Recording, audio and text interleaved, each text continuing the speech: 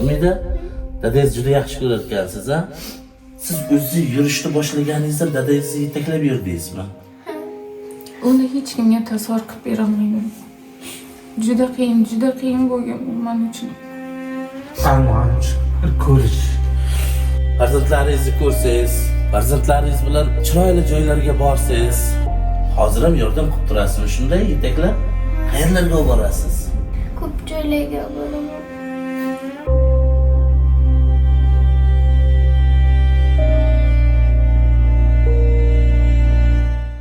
Tezda mobil ilovasi orqali Rossiyadan turib O'zbekistonning istalgan Uzcard va Humo kartalariga yaxshi kurslarda pul o'tkazmalarini amalga oshirish mumkin. Undan tashqari, ilovamizda yaqinlaringizni telefon raqami orqali ham pul o'tkazmalarini yuborishingiz va ularni xursand qilishingiz mumkin. Tezda aynan siz uchun yaratilgan dastur.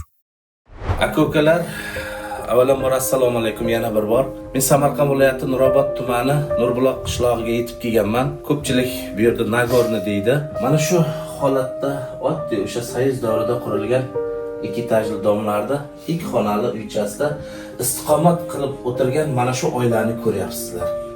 Bu oilaga nima bo'lgan degan hozir kommentariyada savollar bo'ladi. Mana shu akamizni 26 yildan beri ko'zlari ko'rmas ekan. Bu akamizni dardiga Turkiyada shifosi bor ekan. Turkiyaga borib operatsiya qildirish uchun 200 milliondan ziyod mablag' ketar ekan. Endi tasavvur qilingizlar aka-ukalar. Bu oila 200 million pulda imkoniyati yo'qligi uchun topolmaydi hech qayerdan. Bormagan joyi qolmagan. Oxir majbur bo'lgan ancha yildan beri bizga murojaat qiladi. Qo'limizdan kelgancha mana shu bugun ekan Allohning kuni, shu bugun kelib o'tiribmiz. Mana ikkita qizi, bitta o'g'li 17 yil turmush qurganiga bo'lgan bo'lsa, 8 yildan keyin mana shu 3 ta farzandini Xudo beribdi. Qarang, ko'pchilik sabr qila olmaydi-da, 1 yil, 2 yilda farzandi bo'lmasa ajrashib ketadi. 8 yildan keyin Alloh sinovida bu.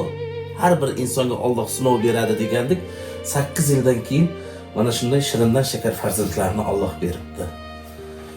O'sha birinchi qizingiz bo'lganda qanaqa holatda edingiz, anga? Uni hech kimga tasavvur qilib bera olmayman. Juda qiyin bo'lgan men uchun. Dadasini ko'ziga nur bo'lgan kichkinaginali vaqti ko'chalarga yetaklab olib chiqib, tualetlarga yetaklab olib borib kelardi. Umida, dadangiz juda yaxshi ko'rayotgansiz, ha? Siz o'zingiz yurishni boshlaganingizda dadangizni yetaklab yurdingizmi? Hozir ham yordam qilib turasizmi shunday yetaklab? Qayerlarga olib borasiz? Ko'p joylarga boraman. Xudo xohlasa, hammasi yaxshi bo'ladi, qizim.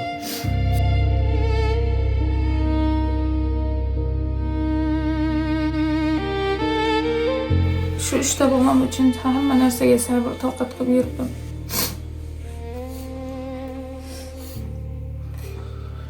Bilaman, hozir sizlarda boshlaringizda nimalar o'tayotganini tasavvur qildim. Alloh har bir insonga baxt beradi. Hali bu kunlaringiz unutilib ketadi. Aka, ismingiz kim edi? Dilshod. Dilshod aka. Xafa bo'lmang aka, yig'lamang. Rahmat sizlarga. Yig'lamang aka. Hammasi yaxshi bo'ladi. Sizni ko'rib men ezilib ketdim to'g'risida. 26 yildan beri bu yorug' olamni ko'rmay yashash, zulmat ichida yashash bu juda ham oson emas. Men ham avtohalokatga uchraganimda 3 kun ko'zim ko'rmay qolganda, farzandlarimni ko'rmay o'lib ketamanmi degan birinchi savol shunaqa bo'lgan aka.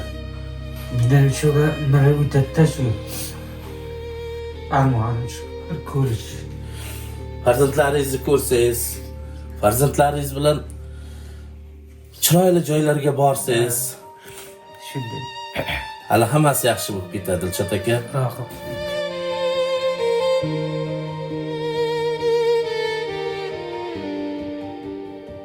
Mana aka-ukalar, o'zlaringiz ko'ryapsizlar, 3 nafar farzandi, turmush o'rtog'i mana haqiqiy o'zbek ayoli qanday bo'lishini yana bir marta isbotini ko'ryapmiz.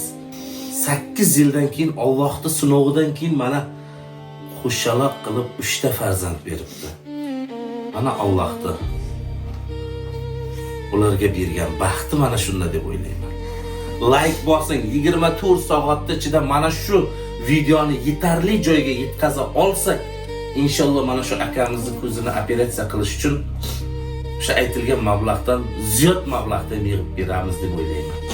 Hammalaringizga kattakon rahmat aka-ukalar. Borlaringizga shukr. Hammamiz o'tamiz, ketamiz. Faqat siz va bizdan yaxshilik qoladi. Sog' bo'lingizlar, omon bo'lingizlar.